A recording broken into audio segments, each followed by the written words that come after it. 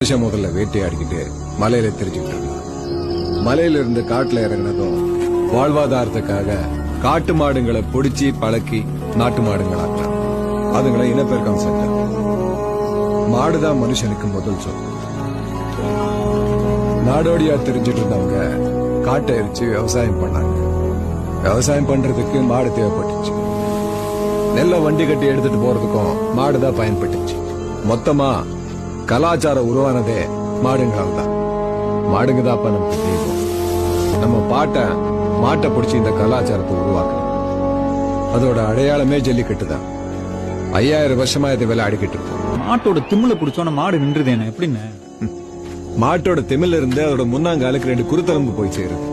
நீ அதோட திமில இறுக்கி பிடிக்கும் போது அதால நகர முடியாது. ஆயிரக்கணக்கான வருஷத்துக்கு முன்னாடி இதை ஒருத்தன் கண்டுபிடிச்சா பாரு. அவன் என் பாட்டு